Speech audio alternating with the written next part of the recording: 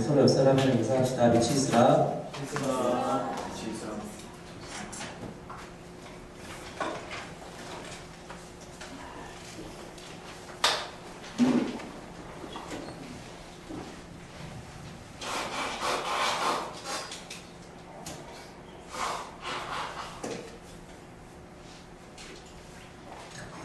요즘 한절기라서 날씨가 많이 춥죠? 감기 걸리시는 분도 계신데 저도 감기 걸렸어요. 그래서 감기도 있고 약도 먹고 하니까 정신이 좀 멍멍하더라고요. 그래서 여러분들이 오늘 설교는 특별히 더 분별하셔서 들어야 합니다. 잘 주의 깊게 잘 분별하셔서 들을 건 듣고 듣지 말아야 될 건 듣지 마시고 잘 하시면 돼요. 오늘 본문은 함께 나눌 말씀은 사무엘상 구약성경 사무엘상 18장 17절부터 19장 마지막 절까지입니다. 상당히 길어요. 상당히 길어서 지금 다 읽진 않을 거고요. 끊어서 조금씩 읽어가면서 같이 말씀을 나누도록 할게요. 18장 지난주에 16절까지 봤기 때문에 18장 17절부터 오늘 같이 읽어보도록 할 겁니다. 여러분 그런 얘기 많이 들어보셨죠? 그런 표현을 종종 쓰잖아요. 그 친구는 내가 한 명 건너서 아는 친구다. 진수형 제가 우리 교회 나오기 전까지는 정은자매의 남자친구 누군가 계시다더라. 그래서 한 다리 건너서 아는 사람이 되는 거죠. 6다리만 건너면 전 세계 인구를 다 안돼요.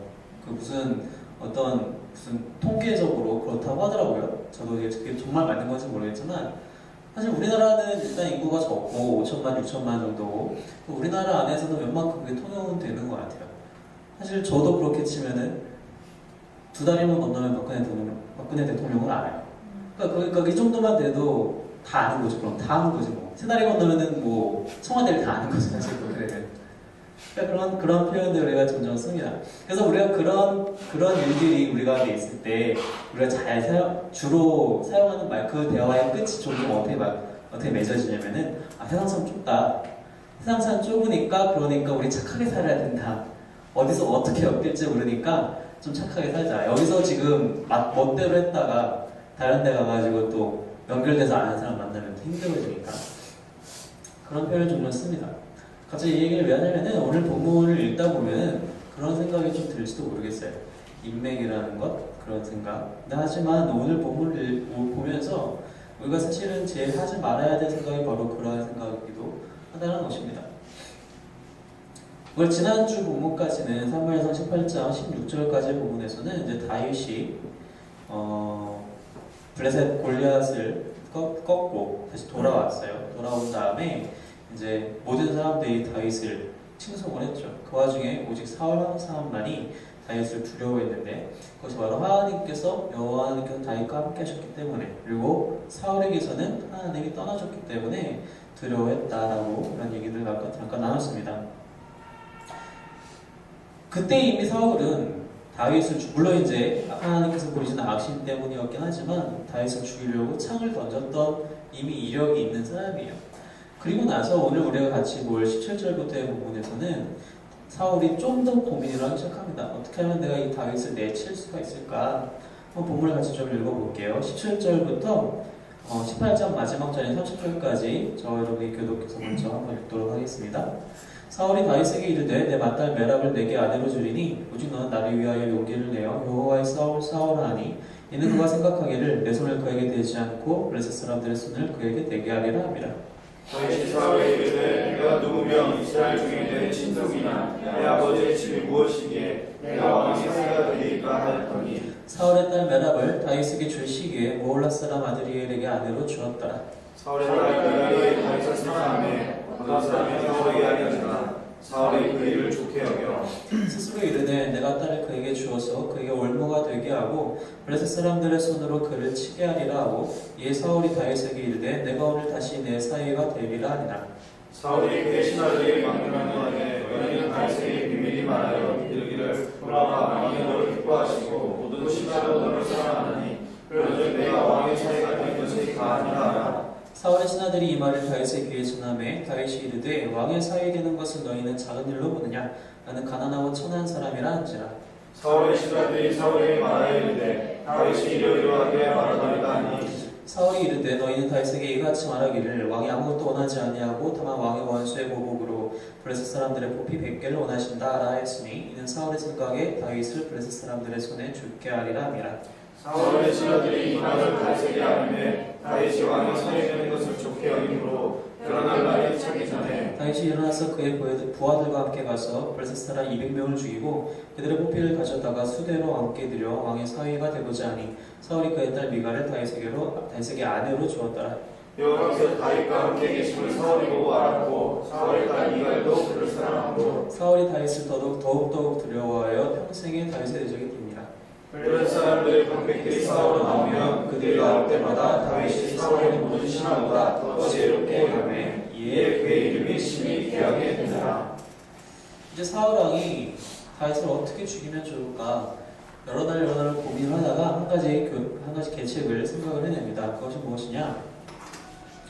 내가 어떻게 해서든 구실을 만들어서 다시 한번 이 다윗을 전쟁터로 내몬 다음에 거기서 죽게 해야겠다. 아무도 모르게 죽게 해야겠다. 그건 다 누구나 전쟁에서의 죽음이라고 생각하지 않을까? 그 구실을 뭘로 잡을까 하다가 자신의 맏딸 메랍을 미끼로 내봅니다. 내가 이 메랍을, 내 딸 메랍을 너에게 주겠다. 너와 결혼을 시키겠다. 그러니 만약에 너가 여호와의 싸움, 그러니까 여기서 지금 17절에 말하는 여호와의 싸움이라는 거는 거룩한 싸움이지, 여기서 말하는 거룩한 싸움은 이방 민족과의 싸움을 이제 얘기를 하는 거예요.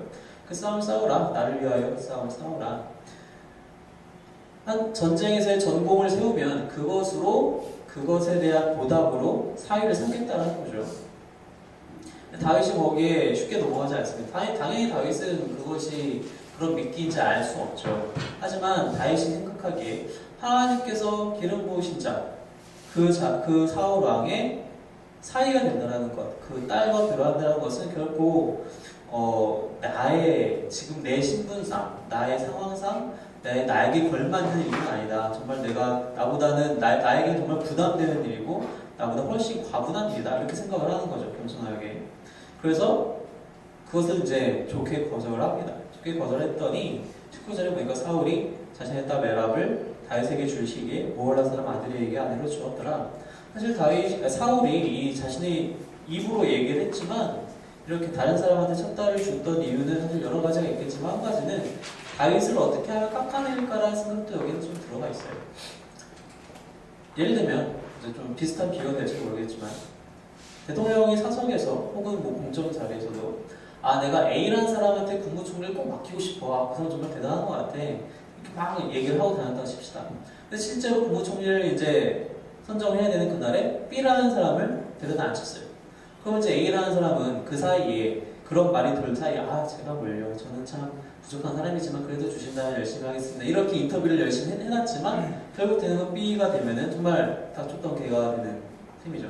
그럼 그런 경우에 대부분 사람들은 반응이 크게 두 가지 나뉘겠죠. 첫 번째로는 대통령이 이렇게 립서비스 해가지고 거짓말 하느냐, 혹은 반대로 저 사람이 뭔가 잘못한 게 있을 것이다. A라는 사람이 뭔가 부족하거나 뭔가 상당히 뭔가 큰 잘못을 했을 것이다. 여러 가지 많이 돌겠죠. 사실 사울이 자신의 딸을 메랍을 다윗에게 주지 않고 다른 사람에게 준 이유도 비슷한 이유가 분명히 들어있을 것이라는 거죠. 하지만 다윗이 거기에는 다윗도 그렇고 이스라엘 사람들도 거기에 넘어가지는 않았어요. 그래서 한 번 더 계책을 냅니다. 이번에는 자신의 또 다른 딸 미갈을 이제 미끼로 또 한 번 내봅니다. 마침 20절에 보니까 미갈이 다윗을 사랑한다고 그랬어요. 아무래도 다윗은 당시에 요즘으로 치고 아이돌급이었겠죠.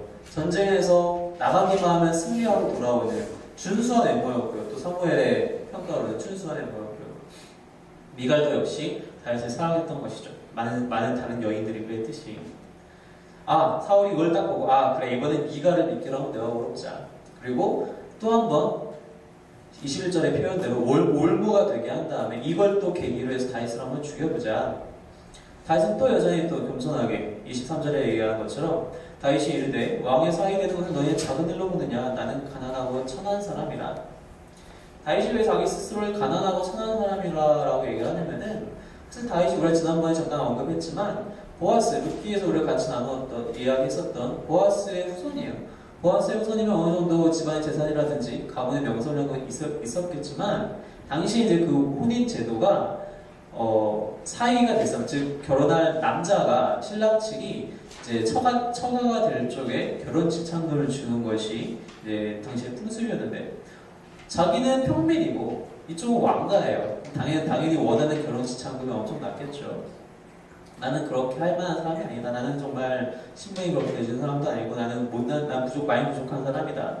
다윗이 이렇게 얘기할 때 사울이 여기서 한 번 더 다윗이 또 도망갈까봐 좀 더 쉬운 걸 내걸면서 직접적으로 전쟁을 또 언급을 해요. 그것이 바로 25절에서 난 아무도 원하지 않는다. 난 아무도 원하지 않지만 우리 모두의 원수인 블레셋 사람들을 100명을 죽여서 그들의 부피를 잘라갖고 와라. 그거면은 내가 그걸로 결혼 지참금을 삼고 내 딸 미가를 너에게 주겠다. 다윗이 그걸 듣고 그 이야기를 듣고 좋게 여긴다고 합니다. 26절에 보니까. 그리고 왜냐면 이것은 내가 할 수 있겠다라는 생각이 다윗이 들었었나 봐요. 이미 그동안의 전쟁을 많이 이겨왔기 때문에 사람들을 데리고 가서 200명을 죽이고 부피를 다 베어갖고 와서 사울에게 주죠. 사울은 깜짝 놀라죠. 이게 아니고 사실은 다윗이 죽었어야 되는데 200명이 죽었네. 어쩔 수 없이 미가를 또 아내로 주게 됩니다. 그래서 29절에 보니까 더욱더욱 두려워하여 평생에 다윗의 대적이 되니라.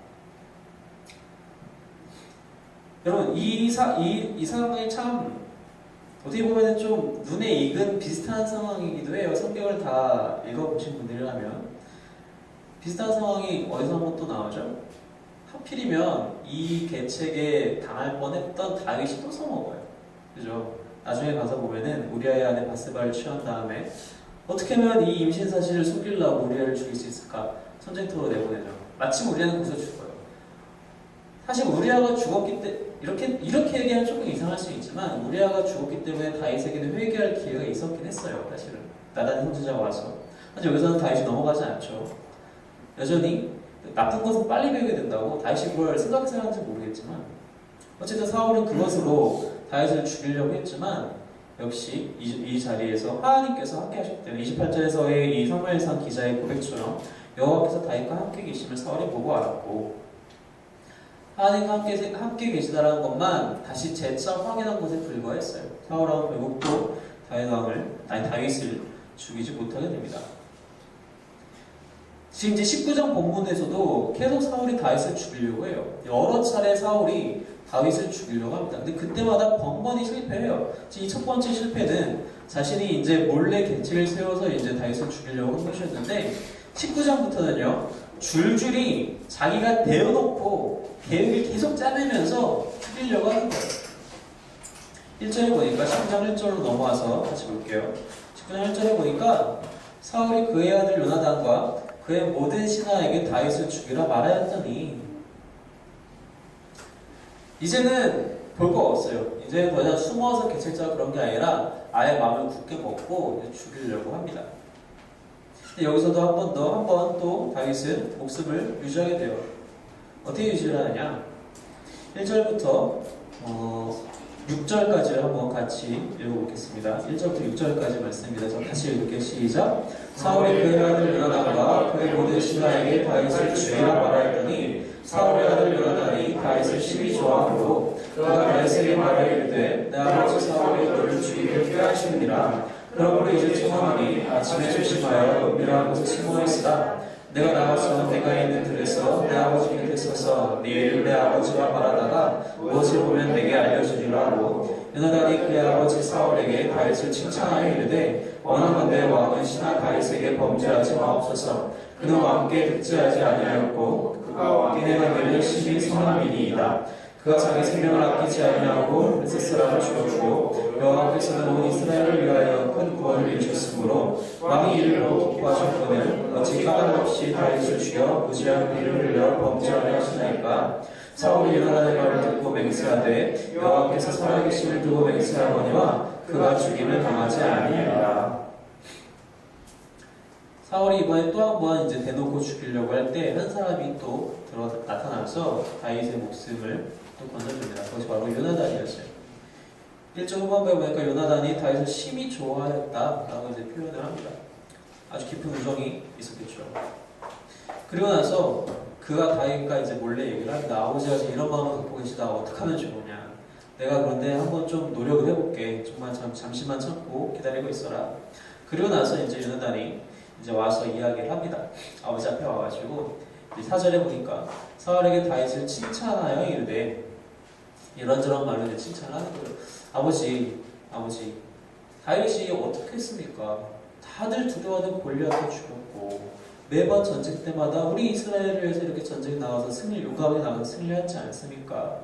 이런 사람입니다. 하나님이 이뻐하시는 기뻐하시는 사람입니다. 이러한 사람을 죽여서 그 피값을 오히려 재촉하지 마십시오.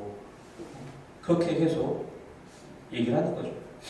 사울이 그 얘기를 듣고 잠깐 그때는 제정신이 돌아왔나 봐요. 아, 그랬지, 맞다. 그랬어, 다윗이 그랬지. 내가 그러면은 여호와께서 살아계실 두고 맹세할 건데 절대로 그가 죽지 않을 거야. 설령 그 사람, 이 사울왕이 진짜 진심으로 이 순간에 얘기했는지 그랬는지 아닌지 모르겠지만 결과적으로는 사울의 손에는 다윗이 죽지 않아요. 다윗은 그냥 나중에 이제 사무엘하까지 쭉 보시면 아시겠지만 그냥 연로에도 죽게 됩니다. 누군가에게 죽임을 당하는 것이 아니라. 이 상황이 사실은요, 우리가 이 본문에서 좀 오해할 수 있는 부분이 뭐가 있냐면요, 요나단과 다윗의 관계입니다. 우리가 이제 아주 옛날에 제가 초등학교 1학년 그때쯤에는 이러한 가스펠 테이프들이 많이 나왔어요. 뭐 전하세 예수부터 시작해서 뭐 등등등. 근데 그 중에 이제 기억나는 것 중에 다윗과 요나단이라는 듀엣, 남성 듀오가 있었어요. 그런 테이프 있었는데 다윗과 두 명이니까 이제 다윗과 요나단이라는 이름을 붙인 것 같아요. 그 정도로 다윗과 요나단하면은 성경상에서의 우정의 아이콘. 이들이 정말 우정이냐? 우정 맞아요. 근데 우정만 갖고 있어야냐? 그렇지 않다는 겁니다. 우정만으로 이렇게 하기가 사실 쉽지 않아요. 요나단이 지금 사울한테 아버지한테 가서 얘기하는 게, 요나단과 사울은 부자재간이에요. 그냥 아버지와 아들이니까 어떻게 보면 우리가 쉽게 생각할 수 있는데, 그냥 어느 날 아침 식사 같이 하다가 아버지 그런데요, 다윗 죽이지 마요, 이렇게 설렁설렁 얘기한 게 아니에요. 우리가 이제 에스더 강의 때 같이 얘기한 것처럼 에스더가 죽으면 죽으리다 하고 나간 것처럼 요나단은 사실 그런 마음이었을 거예요. 왜냐면 우리가 지난 장들에서 봤지만 사울이 뭐라고 얘기하죠? 지금 해가 질 때까지 누가 뭐 좀 먹기만 해봐, 나 아들이라도 죽일 거야, 결단했던 사람이에요. 그리고 실제로 아들이라고 밝혀졌을 때 죽이려고 했던 사람이 사울이었어요. 근데 그러한 사울 앞에, 그러한 아버지 앞에 요나단이 가서 정말 죽으면 죽으리라 그 심정으로 가가지고, 아버지 안 됩니다, 다윗을 죽이면 안 됩니다. 근데 이러한 일들을 할 수 있는 게 정말 우정만으로 가능한가?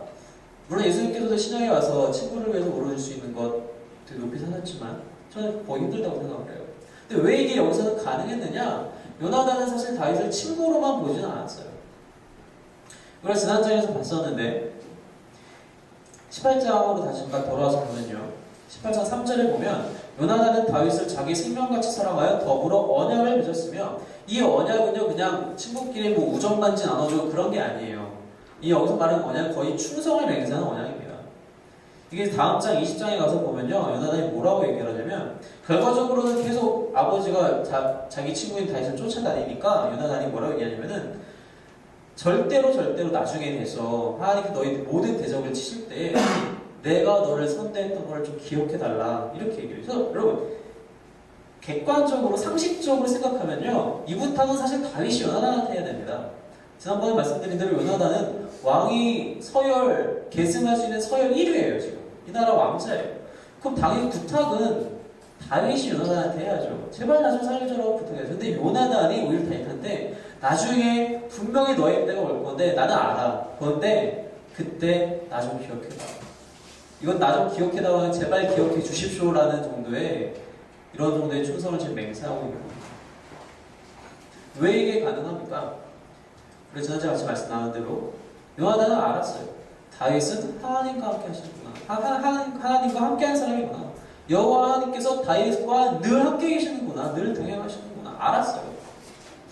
이 나라가 하나님께서 세우신 나라이고, 아버지 사울도 하나님께서 기름 부으셔서 세워졌지만 지금은 바뀌었구나, 하나님이 다윗을 들어 사용하시는구나, 요나단은 알았던 거예요. 요나단 역시 믿음의 사람이었기 때문에 쉽게 알 수 있었다는 거죠. 그래서 아버지 사울을 따르는 것이 아니라 자신의 친구이자 충성을 맹세한 다윗을 따르기로 결정합니다. 다윗이 잘나서가 아니라 하나님이 다윗과 함께 하셨기 때문입니다. 즉 다윗의 생명을 이 19장 전반부에서 한번 건져주는 인물은 요나단이 아니에요. 요나단이 아닙니다. 하나님이 다윗과 함께 하셨기 때문에 요나단이 그걸 알았고 그러한 현상들이 벌어졌다는 겁니다. 18장 후반부에서 우리가 아까 방금 읽었는데 200명을 죽이고 왔어요. 다윗이. 물론 자신이 데리고 있던 부하들을 좀 데려갔습니다. 부하들을 좀 데리고 갔다는데 200명을 죽이는 게 쉽습니까? 그 200명이 그냥 200명입니까? 다 군사 열심히 훈련받은 군사 200명인데 쉽지 않아요.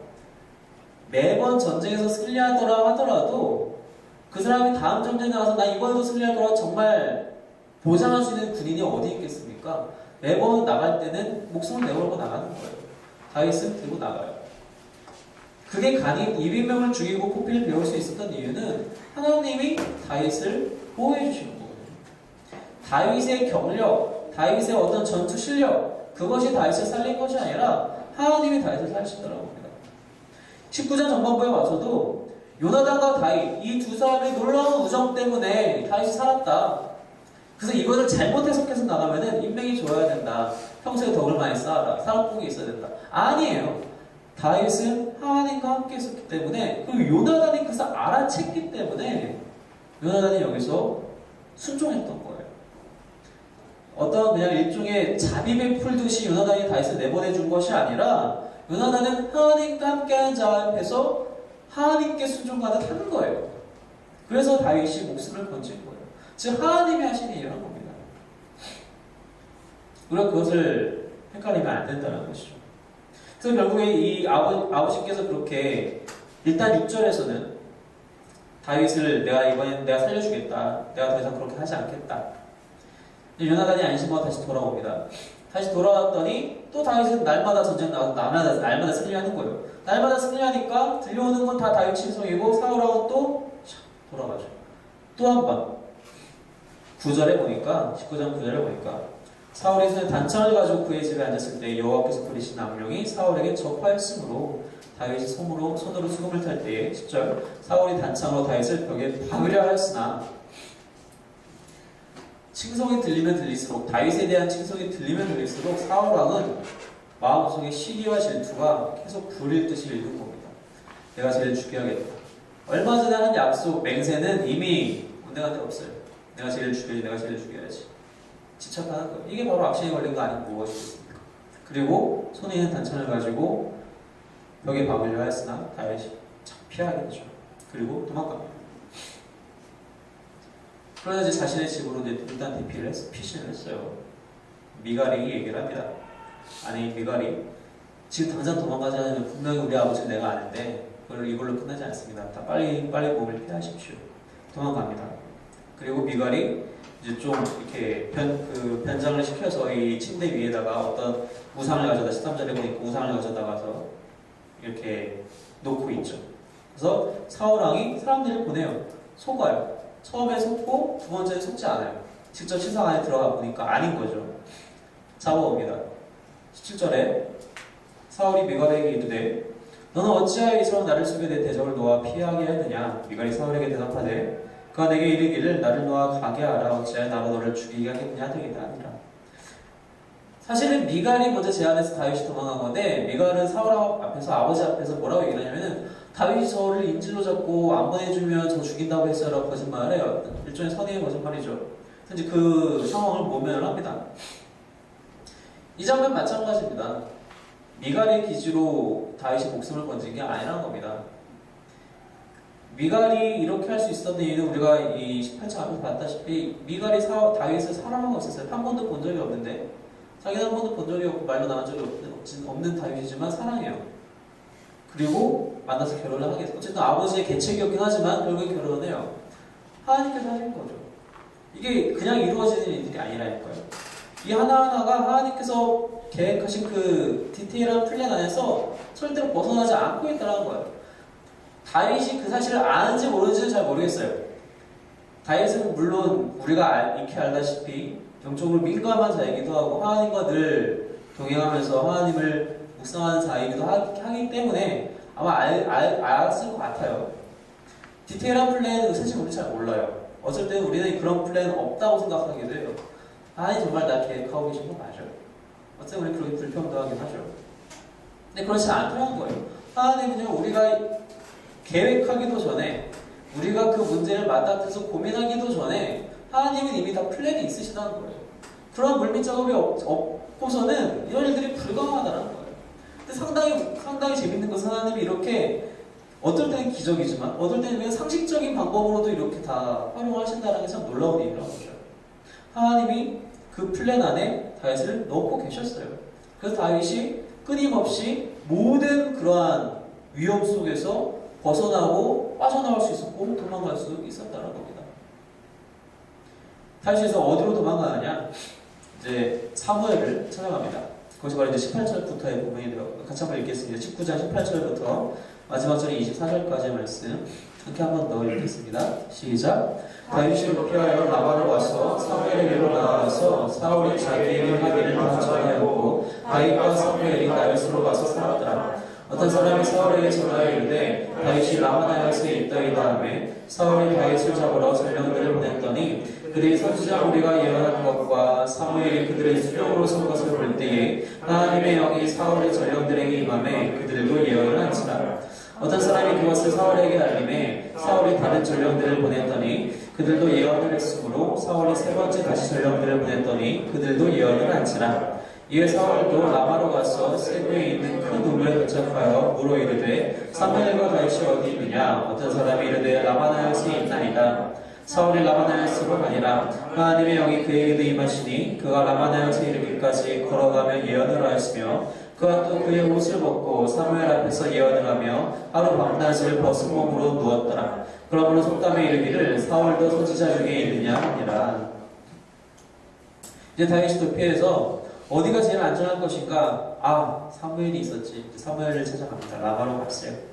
우리 이러한 일들이 있었다고 다 구하죠. 사무엘이 그래 우리 도망가자 해서 라마나요시라는 곳으로 갑니다. 사실 라마나요시는 특별한 지명이 아니라 라마에 있는 어떤 캠프를 얘기하는 것 같아요. 그 얘기를 들었어요. 사울이 그 사람들을 보내는 군사들을 보내는 거죠. 데려오라고. 첫 번째 무리가 갔습니다. 가서 그곳에서 선지자 무리를 만나요. 만나는 순간 하나님의 영에 의해서 그들이 예언을 하게 됩니다. 여기서 말하는 예언이라는 것은 막 지난번에 말씀드린 대로 무슨 너 내일 어떻게 될 거야 뭐 이런 거 얘기하는 것이 아니라 아마 여기 선지자 무리들이 있었던 걸로 봐서 선지자와 선지자 무리들 즉 선지자를 훈련할 수 있는 그런 캠프인 것 같아요. 거기서 이제 이들이 찬양하고 있을 때에 그 찬양 가운데 함께 그들이 동참한 거거든요. 이제 그런 식으로 이제 이해를 하게 되는데 첫 번째 그 전령들 보냄받은 사람들이 그곳에 가서 하나님의 영에 압도되어서 그들도 이제 함께 찬양을 하게 된 거예요. 실패를 했죠. 돌아왔습니다. 두 번째, 세 번째 똑같은 일이 발생을 합니다. 에이, 너희들 도대체 못 믿겠어. 내가 가겠다. 사울이 직접 갑니다. 사울은 더 심해요. 이 앞에 세 무리들은 라마나요스에 도착했을 때 그러한 일들을 발생했는데 사울은 23절에 보니까 사울은 라마나요스에 도착하기 전에 이미 벌써 23절에 하나님의 영이 그에게도 임하시니 그가 라마나요스에 이르기까지 걸어가면 계속 예언을 하였다. 도착했을 때는 상황이 더 좀 코믹하게 되죠. 그 옷을 벗고 사무엘 앞에서 그리고 막 벗은 몸으로 누웠더라. 예언하면서 찬양하면서 그러면서 속담에 이르기를 사울도 선지자 중에 있느냐 사울도 선지자 중에 있느냐라는 속담이 여기 처음 나온 게 아니에요. 사울이 처음 이제 그 왕이 될 것이다라는 이야기를 처음 들었을 때 이 이야기가 나왔거든요. 그때는 사실 좀 긍정적인 내용이 강했어요. 무슨 뜻이냐면 야 사울도 하나님께서 쓰시는 사람이야? 이런 어감이었다면 여기서의 어감은 좀 달라요. 지금 옷 벗고 나이도 아니거든요. 지금 여기서의 이 똑같은 속담이지만 어감은 좀 속된 표현으로 하면 이런 거예요. 야, 사울도 선지자야? 팔이 더 세다. 이런 거예요. 거의. 말도 안 된다는 거죠. 말도 안 된다는 거죠.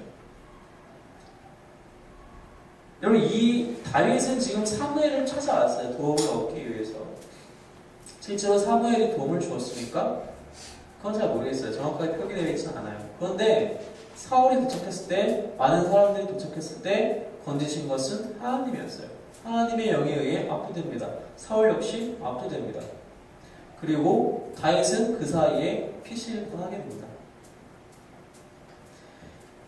우리가 살면서 여러 가지 어려움들을 만날 때가 많아요. 그것이 위협이 될 수도 있고요. 악재라고 표현을 하죠. 나쁜 일, 슬픈 일 여러 가지가 많이 있습니다. 그때마다 우리는 그것을 이제 맞부딪히고 이기고자 할 때도 있고요. 어떻게 하면 피할 수 있을까, 도망갈 수 있을까 생각도 많이 하게 됩니다.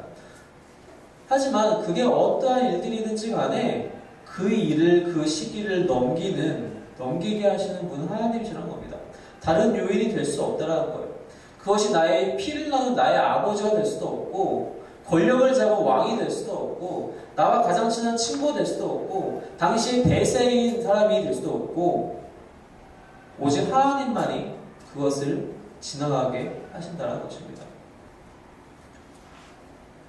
다윗이 200명을 죽일 수 있었던 용기, 혹은 그 용맹함, 그 체력, 그런 전장에서의 능력들 누가 주셨습니까? 하나님이 주신 거예요. 하나님이 주셨기 때문에 그렇게 할 수 있었던 겁니다. 요나단에게 그 영적인 눈을 열게 하셔서 다윗은 하나님과 함께하는 자구나. 내가 이를 배반할 수 없다. 그건 하나님을 배반하는 것이다. 그런 마음, 그런 믿음을 주신 분 누구십니까? 하나님이세요. 다윗은 하나님과 함께 있었기 때문에.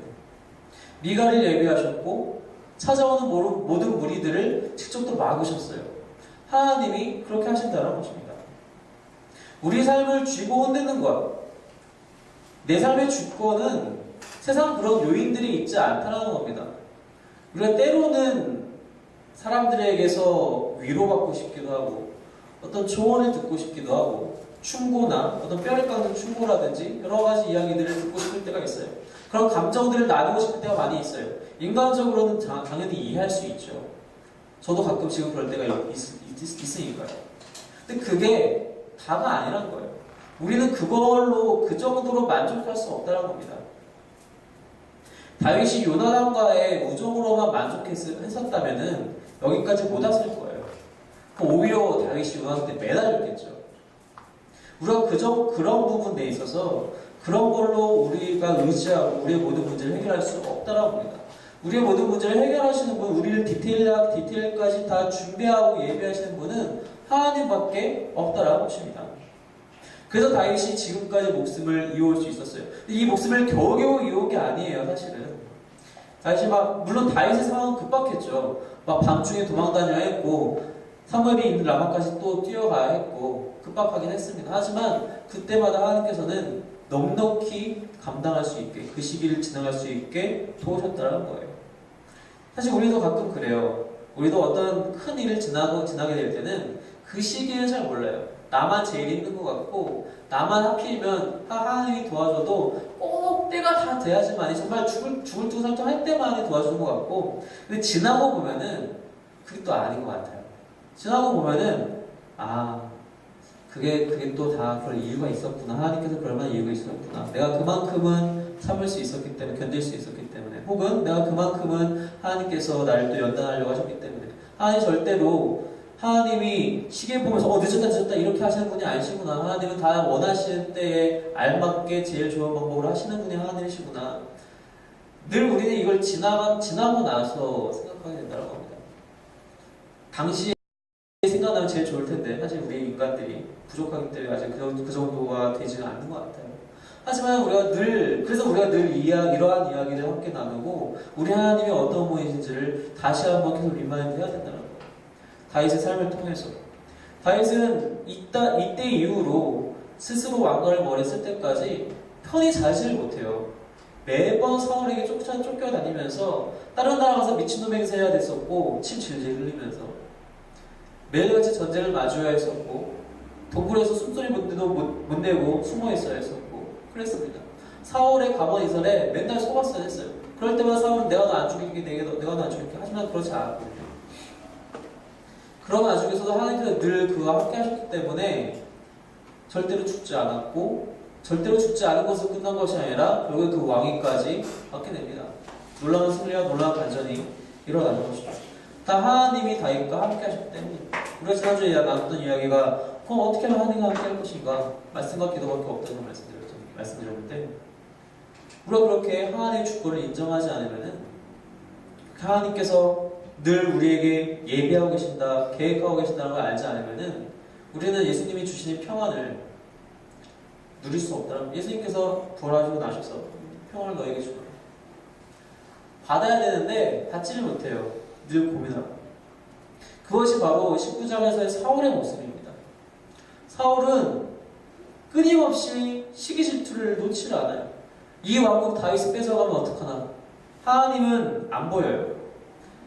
자신과 한때 함께 계셨던 하나님, 혹은 지금도 여전히 다윗과 함께 하시는 하나님 안 보여요.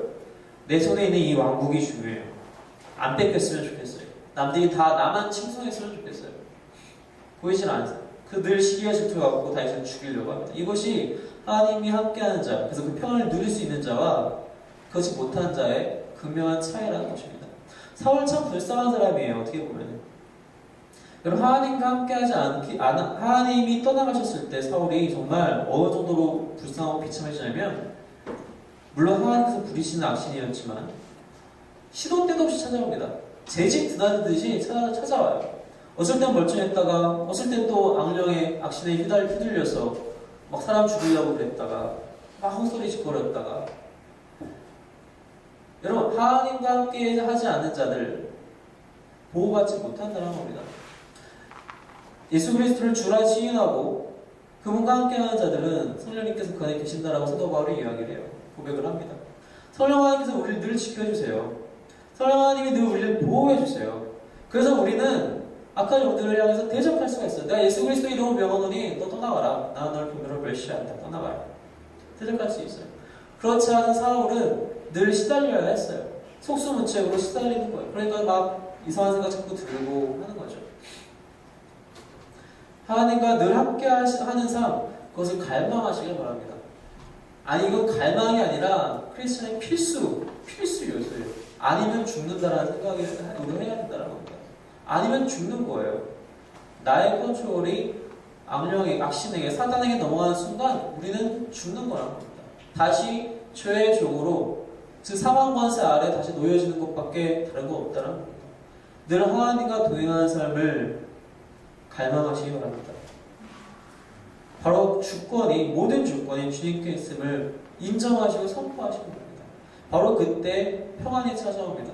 때로 내 삶이 여러 가지 일들 때문에 평안치 않게 현상적으로 보일지 모르겠어요. 하지만 그 안에, 그 기저에 성령님이 나와 함께 하심으로 내가 발견치 못한 평안이 있다는 것을 분명히 믿으시기 바랍니다. 성령 하나님께서 늘 우리를 보호하십니다. 늘 계획하시고 보호하십니다. 임기응변으로 하나님이 우리를 돌보시는 게 아니에요. 하나님은 절대로 임기응변으로 일하시는 분이 아니세요. 이미 다 계획하셨고 결정하셨어요. 그럼 그걸로 끝인 거예요. 우리가 그 사실을 알아야 되고 믿어야 되고 선포해야 된다는 것입니다. 늘 이런 믿음으로 살아가시는 저와 여러분이 되시기를 주님의 이름으로 축원합니다. 이렇게 기도하겠습니다.